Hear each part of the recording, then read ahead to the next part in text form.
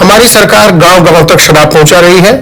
बॉलीवुड गांव तक अभद्र गाने और फिल्में पहुंचा रहे हैं। उन बच्चों तक ढंग की किताबें पहुंचाने में हमारी मदद कीजिए। आज की राजनीति भी विभाजन की राजनीति है। सत्य क्या है खोजना मुश्किल है।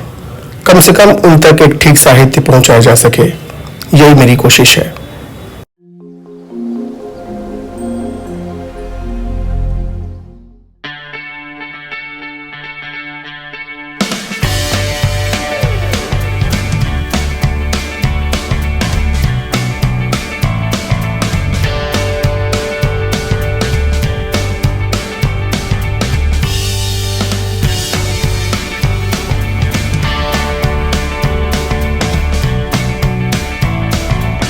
नमस्कार,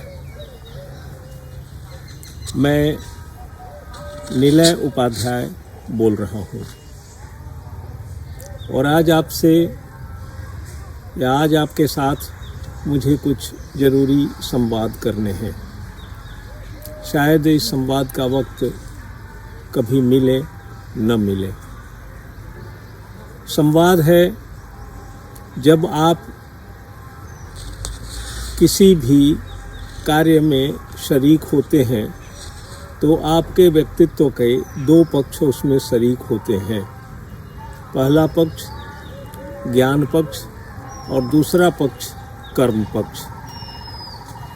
कर्म पक्ष में प्रवेश करने के लिए ज्ञान पक्ष में प्रवेश करना आवश्यक होता है। इसी को हम कहते हैं कि हम हर कार्य सोच समझ करके करते हैं। क्रिया से पहले ये जो सोच है और ये जो समझ है, यही ज्ञान योग का तात्पर्य है और यही ज्ञान योग की देन है। हम आभारी हैं उपनिषद फाउंडेशन के, आभारी हैं उसके संचालक प्रवीण जी के कि इन्होंने इस सोई हुई आग को जगा दिया और इस तरह संवाद करने के लिए हम आमने सामने हैं। ये गांव के स्तर पर पुस्तकालय की योजना बना रहे हैं। वो चल भी हो और अचल भी हो। किस तरह से इस ज्ञान के प्रति, इस शिक्षा के प्रति लोगों में एक चेतना का संस्कार डाला जा सके, इसके लिए ये प्रयत्नरत हैं। इसके लिए पहले मैं इनको बधाई देता हूँ। मैं गांव में रहता था और मेरे गांव में पत्रिका आती थी बाल भारती। अगर वो पत्रिका बाल भारती न आती होती तो शायद लेखक का संस्कार मेरे भीतर नहीं पड़ता।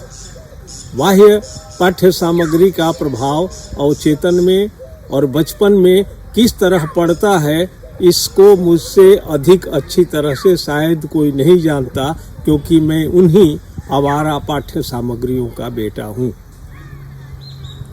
इस तरह से मैं नहीं मानता कि मैं वो गांव का आखिरी युवक हूँ।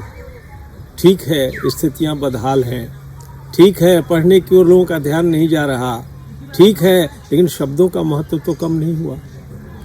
शब्द तो आज भी आप मोबाइल खोलते हैं उसके माध्यम से, टीवी खोलते हैं उसके माध्यम से, लेकिन जिन लिखित शब्दों में जो वो ताकत होती है, वो ताकत ये होती है कि एक बार लिख दो कि गुलाब का फूल खिला हुआ है, पेड़ की टहनी पर उगा हुआ गुलाब 2 दिनों में सूख करके गिर जाएगा, लेकिन शब्दों में जो लिखा गया है कि गुलाब का फूल खिला हुआ है, वो कभी नहीं सूखेगा। इस तरह से हम एक गांव के स्तर पर जाकर के क्या आवश्यकता महसूस करते हैं। कोरोना काल में एक पीएचडी प्राप्त एक युवक के पिता इसलिए मर गए कि वो इंजेक्शन देना नहीं जानता था। ये कौन सी पढ़ाई है? पीएचडी कर जाते हैं और बीमार पिता को एक इंजेक्शन नहीं दे पाते। ये शिक्षा हमें कहाँ ले जा रही है? ये शिक्षा हमें कहाँ ले जा रही है? जो हमारा पानी पीने लायक नहीं रहा और हम नहीं समझ पा रहे, हमारी हवा सांस लेने लायक नहीं रही और हम नहीं समझ पा रहे, हमारी धरती फसल देने लायक नहीं रही और हम नहीं समझ पा रहे। ऐसे समय में मुक्ति का द्वार खोलने के लिए दो ही चीज़ों की आवश्यकता होगी, एक आपकी आंतरिक चेतना और दूसरे वे शब्द। अगर इन बच्चों के माध्यम से, जैसा कि प्रवीण जी बता रहे थे कि क्या क्या उनके अधिकार प्राप्त हैं इस संविधान के तहत, अगर उनको एक बार इस बात को बता दिया जाए तो पूरी व्यवस्था का गुण दोष निकालने में संभव होंगे। और संभव है कि ये किताबें जब गांव-गांव तक जाए, नए सिरे से संस्कार बन करके बच्चों में जाए, तो एक ऐसी दुनिया बसे जिसकी हम कल्पना करते हैं, जिसका हम सपना देखते हैं, और वह सदियों पुराना हमारे सत्य युग का संकल्प भी पूरा हो सके। धन्यवाद। गांवों के वंचित जन समूहों को आपकी ज़रूरत है। किताबें दान देने के लिए आप हमारे व्हाट्सएप नंबर 7275285810 पर या ईमेल आईडी parvarish2019foundation@gmail.com पर अपना एड्रेस या मोबाइल नंबर और परिचय भेज दें। हम आपसे कांटेक्ट करेंगे। आभार।